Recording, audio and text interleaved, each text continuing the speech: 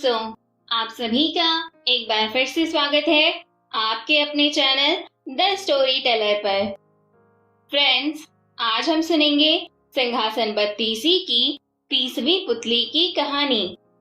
अलग अलग पुतलियों की उल्हाना सुन सुनकर थक चुके राजा भोज हिम्मत करके 30वीं बार भी सिंहासन बत्तीसी पर बैठने जाते हैं। लेकिन इस बार उसे 30वीं पुतली जयलक्ष्मी रोकती है और कहती है कि अगर आप राजा विक्रमादित्य की तरह तपस्वी हैं तो ही इस सिंहासन पर बैठिएगा। यह कहते हुए 30वीं पुतली जयलक्ष्मी राजा भोज को राजा विक्रमादित्य के तपस्वी होने से जुड़ी कहानी सुनाती है। आइए जानते हैं कि इस कहानी में जयलक्ष्मी ने क्या बताया। लेकिन आगे बढ़ने से पहले जो हमारे चैनल पर पहली बार आए हैं वो जल्दी से हमारे चैनल को सब्सक्राइब करें। नई नोटिफिकेशन को सबसे पहले पाने के लिए बेल आइकन प्रेस करना ना भूलें। और अगर आपको हमारा ये वीडियो पसंद आए तो इसे ज्यादा से ज्यादा लाइक और शेयर जरूर करें।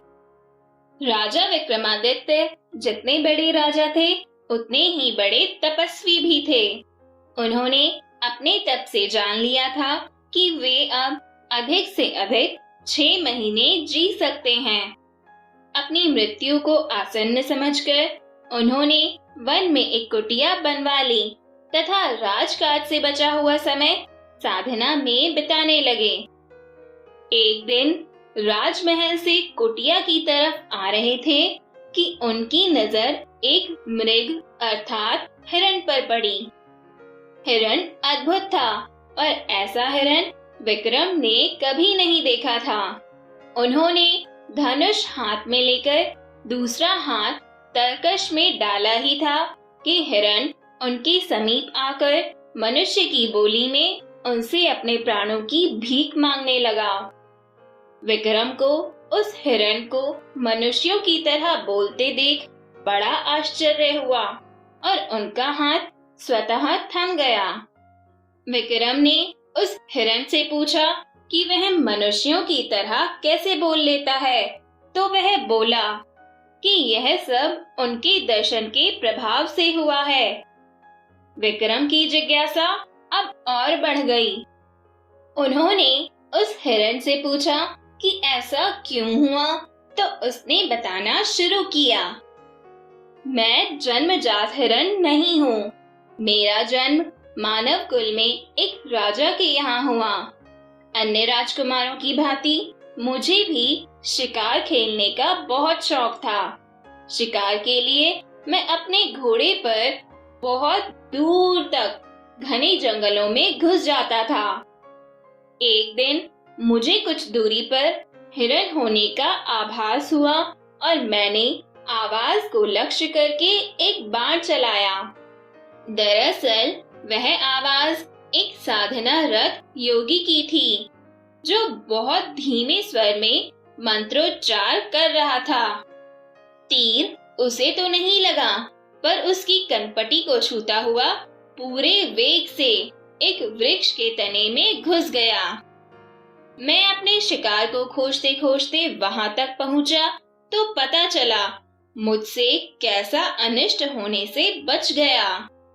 योगी की साधना में विघ्न पड़ा था, इसलिए वह काफी क्रुद्ध हो गया था। उसने जब मुझे अपने सामने खड़ा पाया तो समझ गया कि वह बाण मैंने चलाया था। उसने लाल आंखों से घूरते हुए मुझे श्राप दे दिया। उसने कहा, ओ हिरण का शिकार पसंद करने वाले मूर्ख युवक, आज से खुद हिरण बन जा। आज के बाद से आखेटकों से अपने प्राणों की रक्षा करता रहे। उसने श्राप इतनी जल्दी दे दिया कि मुझे अपनी सफाई में कुछ कहने का मौका नहीं मिला। श्राप की कल्पना से ही मैं भय से सिहर उठा। मैं योगी के पैरों पर गिर पड़ा तथा उससे श्राप मुक्त करने की प्रार्थना करने लगा। मैंने रो रो कर उससे कहा कि उसकी साधना में विघ्न उत्पन्न करने का मेरा कोई इरादा नहीं था और यह सब अनजाने में मुझसे हो गया। मेरी आंखों में पश्चाताप के आंसू देखकर उस योगी को दया आ गई। उसने मुझसे कहा कि श्राप वापस तो नहीं लिया जा सकता, लेकिन वह उस श्राप के प्रभाव को सीमित जरूर कर सकता है। मैंने कहा कि जितना अधिक संभव है उतना वह श्राप का प्रभाव कम कर दे।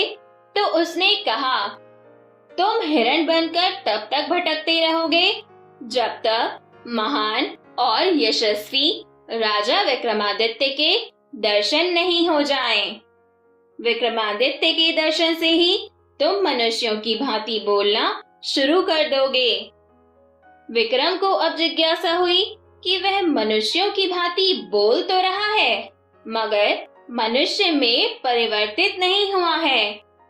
उन्होंने उससे पूछा, तुम्हें हिरण रूप से कब मुक्ति मिलेगी? कब तुम अपने वास्तविक रूप को प्राप्त करोगे? वह श्रापित राजकुमार बोला, इससे भी मुझे मुक्ति बहुत शीघ्र मिल जाएगी। उस योगी के कथन अनुसार मैं अगर आपको साथ लेकर उसके पास जाऊं तो मेरा वास्तविक रूप मुझे तुरंत ही वापस मिल जाएगा। विक्रम खुश थे कि उनके हाथ से श्रापग्रस्त राजकुमार की हत्या नहीं हुई, अन्यथा उन्हें निरपराध मनुष्य की हत्या का पाप लग जाता और वे ग्लानि तथा पश्चाताप की आग में जल रहे होते। उन्होंने हिरण रूपी राजकुमार से पूछा, क्या तुम्हें उस योगी के निवास के बारे में कुछ पता है? क्या तुम मुझे उसके पास लेकर चल सकते हो? उस राजकुमार ने कहा, हाँ, मैं आपको उसकी कुटिया तक अभी लिए चल सकता हूँ। संयोग से वह योगी अभी भी इसी जंगल में थोड़ी दूर पर साधना कर रहा है। वह हिरण आगे आगे चला और विक्रम उसका अनुसरण करते करते चलते रहे। थोड़ी दूर चलने के पश्चात उन्हें एक वृक्ष पर उल्टा होकर साधना करता एक योगी दिखा। उनकी समझ में आ गया कि राजकुमार इसी योगी की बात कर रहा था। वे जब समीप आए तो वह योगी उन्हें देखते ही वृक्ष से उतरकर सीधा खड़ा हो गया।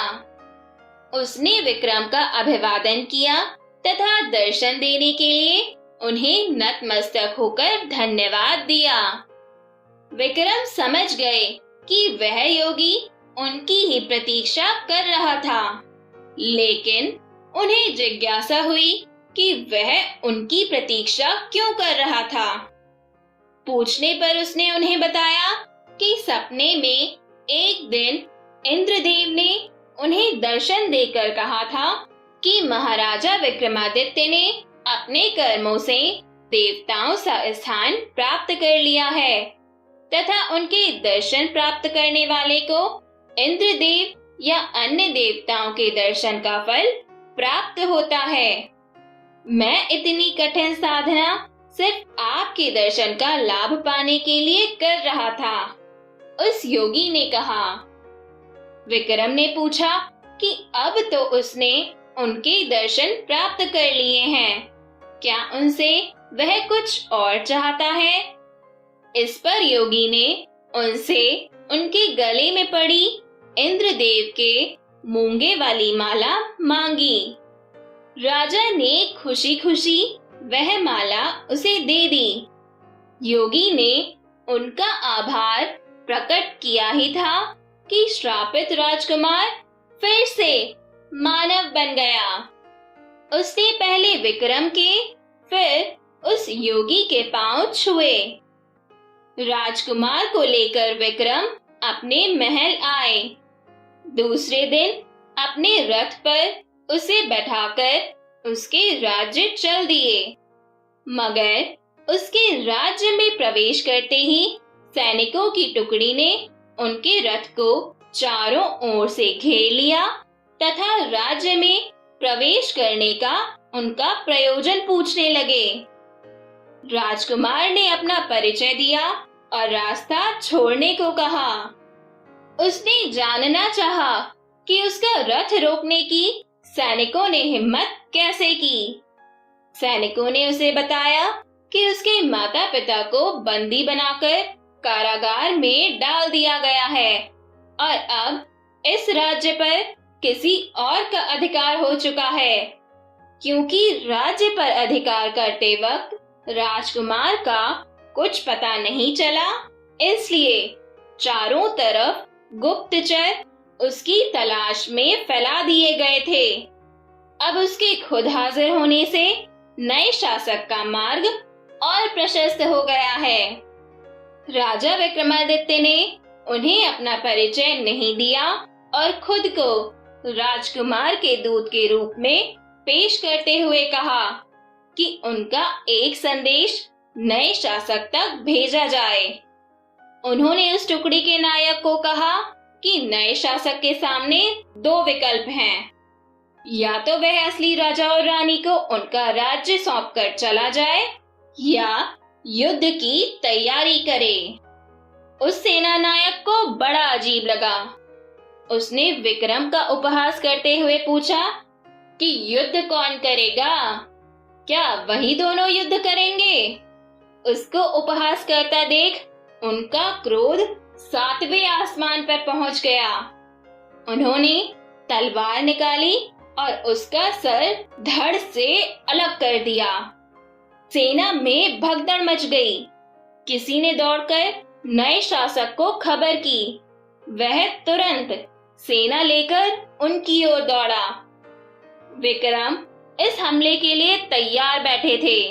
उन्होंने दोनों बेतालों का स्मरण किया तथा बेतालों ने उनका आदेश पाकर रथ को हवा में उठा लिया।